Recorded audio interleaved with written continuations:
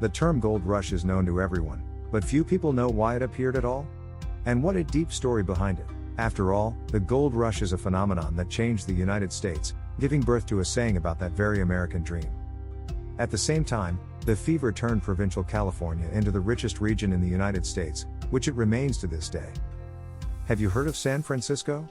If anything, then before the gold rush it was a tiny village, and only thanks to it the village turned into a city, and then into a metropolis. In general, the topic is very interesting, and I am sure that in the next few minutes you will learn a lot of new things. At least what the term really means. It takes a little geology to get started.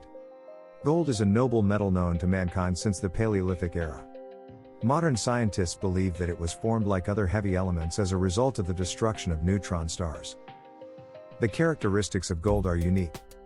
It is one of the most inert metals and does not react with most acids. The range of applications for gold in industry is huge, but people, of course, were primarily interested in the fact that it is pretty and nobly shines.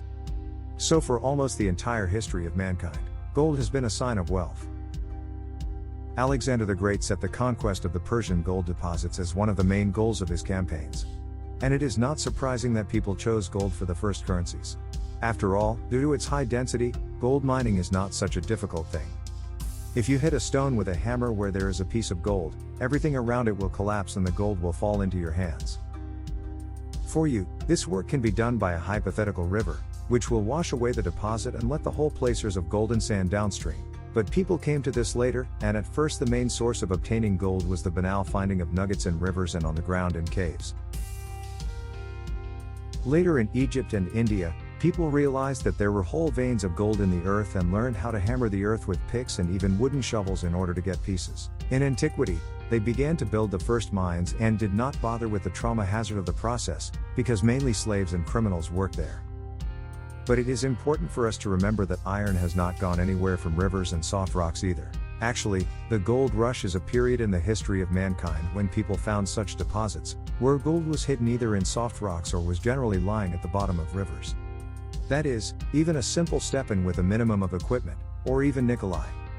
News of the veins of gold spread all over the world, and thousands, and sometimes hundreds of thousands of prospectors flocked to the area in search of wealth. The first and largest in history is the Brazilian gold rush. Not far from the town of Ouro Preto in the 17th century, hunters for Indians driving them into slavery found a gold mine and quickly switched to searching for gold, realizing how profitable it was. The rumor spread so that the next 150 years, 500,000 miners and the same number of slaves were looking for gold. For their overnight stays, the village of Villa Rica was founded, which, thanks to the flow of gold seekers, grew so much that it turned into a huge city and even the capital of the state. Moreover, the fever attracted so many people to the area that Brazil even had to move its capital to Rio de Janeiro. By the way, this is a small teaser of what we will talk about further, because Brazil did not give birth to the term gold rush. This was done in the United States, which has changed the search for gold beyond recognition. And as usual, initially nothing foreshadowed trouble. California, which became at the center of the fever in the early 19th century, was a wild backwater, and suddenly, almost Russian. In 1812, for the fur trade, the Russian Company for the Study of America reached an agreement with the Indians and founded the Fort Ross colony near San Francisco. Things were going well, and in the 1830s Russia even received an offer from Mexico to take over the territory of California, making it Russian. Nikolai I showed no interest. Now this story sounds crazy, but then it was really about a total backwater. As a result, Fort Ross was sold to American businessman John Sutter for a ridiculous 42,000 rubles. Along with this, Russia's claims to the territory also disappeared. Well, Mexico was quickly shut up by the Americans, who annexed California in 1848. Roughly speaking, what was. Then the population of San Francisco was then 300 people, and apart from miserable farms in the region there was nothing. But our John Sutter unwittingly became the father of the region. Every Californian knows his name to this day, because in January 1848 one of the workers at his sawmill, James Marshall, returned from the American River with nuggets of gold. Sutter examined the samples and, to his surprise, they were almost pure gold. John did not like the story and he did not spread about them, so as not to ruin his plans to create plantations. However, among ordinary hard workers, the rumor scattered. They began to walk along the river in search of gold, and as a result, one of them paid with gold sand at Sam Brennan's store. The cunning businessman quickly realized what was happening and began to direct the hype. There were no YouTubers to buy the integration at that time, and Sam had to sweat. He personally ran through the streets of Francisco Yerba Buena showing everyone the gold, and also paid for publications in the newspapers claiming incredibly rich and virtually no man's deposits. It took some time to attract the attention of big players, but nevertheless, on August 19, Brennan received an article in one of the most popular newspapers in New York and a real orgy began. Then, all over the country, hard workers abandoned their affairs, collected their belongings and went to California to mine gold. Moreover, when U.S. President James Falk publicly announced the gold deposits in California in December 1848, even the Chinese were drawn there. Ironically, the way to the west of the United States was easier for them than for the Americans from the east of the country, because, as we mentioned, California was a backwater. The only land route, which would later be called California, was laid out purely for show. And de facto it was a road through the mountains, bandits and, not very happy with the abundance of travelers, Indians. Yes, and the road took almost months, and epidemics of typhus and cholera flared up at every step.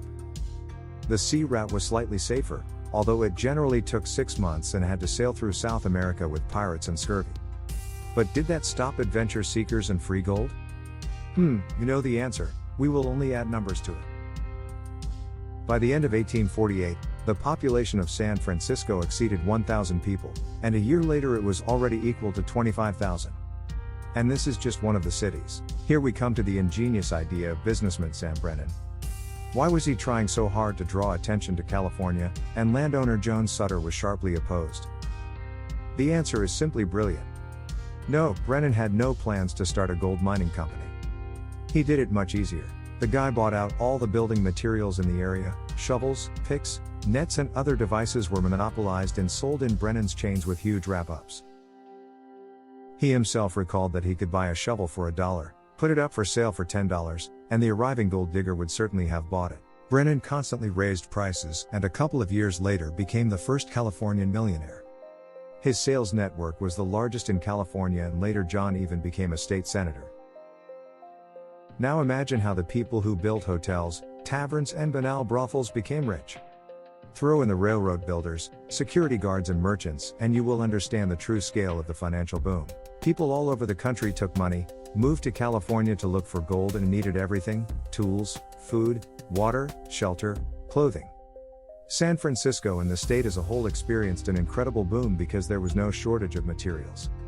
The city's harbor was literally packed with ships, half of which were abandoned due to the death or departure of the owners. As a result, hotels, warehouses, shops were built in these ships, and one of the ships was even made a prison in order to maintain a semblance of order, because here the saddest thing begins: order and a gold rush are incompatible things. The seekers strayed into groups, they hired guards, armed themselves, and fiercely competed for territory. The Chinese who arrived in search of profit suffered the hardest. Against them, in general, special laws were passed that demean and impose duties. Along the way, the Indians got under the distribution, through whose territories the road from the east of the United States to California passed. In general, they started another war with them. As a result, even more humiliated and evicted anywhere. Clashes, gunfights and fights were common, and the outbreak of diseases helped them mow down the population. True, the number of constantly arriving people outweighed any losses. Here we come to the most ironic. The gold rush did indeed enrich California and many people, but mostly it was not about gold miners, but about businessmen like Sam Brennan who sold them goods and services. The overwhelming majority of gold miners died in showdowns or spent years returning empty-handed. Remember James Marshall? The hard worker who was the first to find the nuggets. He ended up living in poverty and couldn't find anything else. The same fate awaited most of the miners, even if there were rare exceptions. Some of the natives of California suddenly discovered that the huge stone that their son had brought to prop the door was a gold nugget. Well, as for John Sutter, he was right. The gold rush didn't do him any good. All the workers left the farms and sawmills to look for gold, and the territories themselves were filled with seekers who plundered them at the root. Sutter tried to sue and seemingly knocked out compensation of $50,000, but in the end he never received it. The Sutter family became impoverished and after several generations had literally nothing. Nevertheless, the name of John is remembered to this day. They teach in schools and call them streets and entire cities. After all, the California Gold Rush in the self-consciousness of the United States stands somewhere between gaining independence and civil war. Thanks to her, the concept of the American dream appeared. Well, this is when, having nothing, you can get rich and get everything you want. Well, but what happened as a result of the fever? It was in a few people were interested. That's all, friends. Subscribe and like. Until next time.